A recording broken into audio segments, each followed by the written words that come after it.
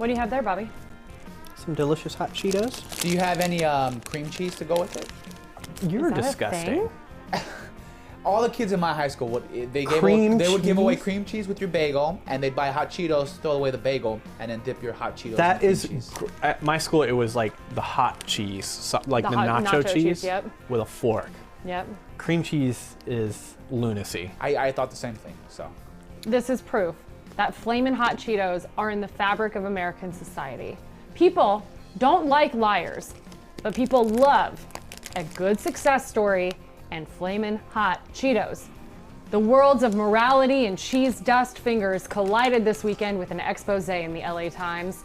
Sam Dean investigated claims by the self-proclaimed Flamin' Hot Cheetos inventor, Richard Montañez. In the Sunday business section, quote, the man who didn't invent Flamin' Hot Cheetos. Montañez's story is that he went from janitor at the Frito-Lay plant in Rancho Cucamonga to inventor by creating the Flamin' Hot flavor and pitching it to a room full of Frito-Lay executives. He is now a public speaker, making tens of thousands per appearance, talking about motivation, believing in yourself, and not being intimidated by the big guy. His alleged life story is now optioned as a movie, a biopic, fully cast, being directed by Eva Longoria. But there is a problem. His timeline does not add up. Sam Dean spoke with 20 Frito-Lay workers who say this big meeting never happened. They say it's disappointing he's profiting off others' work and a lie. So who really made Flamin' Hot Cheetos? Here's just a snippet from Sam's article. Quote, Flamin' Hots were created by a team of hotshot snack food professionals starting in 1989 in the corporate offices of Frito-Lay's headquarters in Plano, Texas. The new product was designed to compete with spicy snacks sold in the inner city mini marts of a Midwest town of the Midwest. A junior employee with a freshly minted MBA named Lynn Greenfeld got the assignment to develop the brand.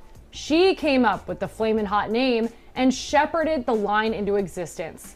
Frito-Lay provided Sam with documents tracking the Cheetos research and development, including an internal promotional video from 1991 where Flamin' Hot made an appearance. It's absolutely worth the read. There is so much more to this story. That one snippet does not do it justice. Montañez did help create some items, but not the Cheetos.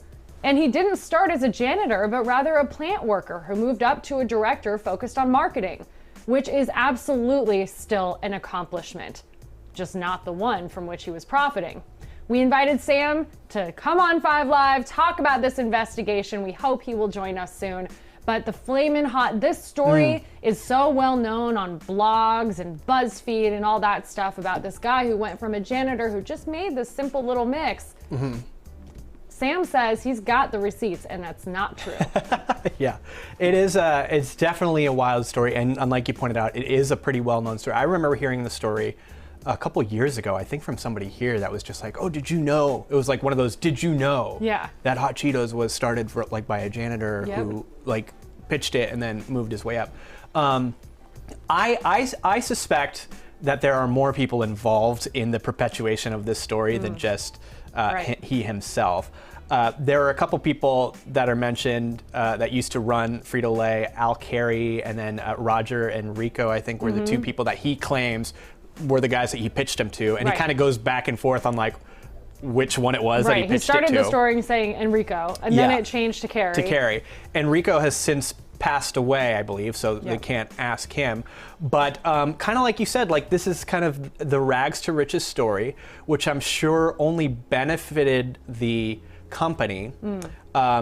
I do imagine it would be frustrating to be one of those people that actually did come up with the idea and then find out years later that someone else is taking credit for it. I don't think, though, that he is. My like tinfoil hat thing is that they concocted this story with Carey and Montañez, maybe. Montañez and maybe Carey, maybe Enrico or something. They concocted the story to say like, hey, we want you to be the face of this thing. Okay. You're the ambassador of the company, and it's such a feel-good story. It'll probably benefit the brand. Since they all retired, they're no longer with the company or whatever. Frito-Lay has no, I guess, attachment to the story any longer. Right. I'm sure that they were starting to worry about, you know, the film getting made and the Legal bio, and like issues. people were probably going Sure. to start looking into like really what happened, and then would have to answer questions on, Right. wait a minute, what about this story about the janitor? Like Yeah. that's not true. So I think it was in their benefit not to discredit the story until now people are starting to dig. Yes, Yes, exactly. now. And it's curious too, like we hear these stories all the time about figureheads taking credit for other people's work. I mean, Edison did it. Even Walt Disney, like Walt Disney is the face. Yes, he built this massive company, but like he wasn't the guy drawing Mickey Mouse. How many of you know iWorks? Nice. You know that name? No, you know, he was the guy that was drawing all the the cartoons. animator, wow. You know, Disneyland had a bunch of artists behind it. Sure. You know, even you look at Microsoft, we've been talking about Steve Jobs, like these figureheads. Elon Musk and yeah, SpaceX. Yeah. He doesn't know So, I he doesn't mean, know rocket science, yeah. but he has people who work for him who do. Yeah. So yeah. this is, I think, kind of something like that on a smaller scale. Like, let's get a face that like people can rally behind with a feel-good story, Right. rising from the ranks. It is a feel-good story, Yeah. and so it makes me wonder, like, why poke holes in it? Like, I understand there's other people who credit are Because due to, if it's a but like, lie, it should be exposed as a Yes. lie. but we live in a world full of facades and fantasies. I agree. mean- I agree with you both in the sense that it is a lie. It is a lie that in most ways hasn't really harmed anyone except maybe the people that, you know, actually invented the hot Cheetos Or the people that paying don't him get like the $10,000. recognition. I was gonna say 10 to But- 50,000 Or right, and the people dollars to paying speak. him to speak, which I'm sure he's like so far into this lie now that he Yes. can't back out. But at the end And of he's the day, getting a second book published yeah, in June. yeah, and a movie, And a which who movie. knows what comes after that? Who knows Right. what the deal?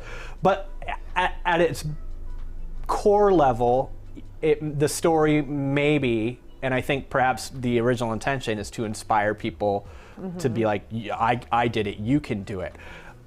Our job is to expose truth and to seek truth, which Truth to power. truth has been found, and now what you do with that truth is up to you. But you Ah. have to know that that the story is just not real. So I It is a ask, lie. Do the Flamin' Hot Cheetos taste any different knowing what you know? You know what? It does.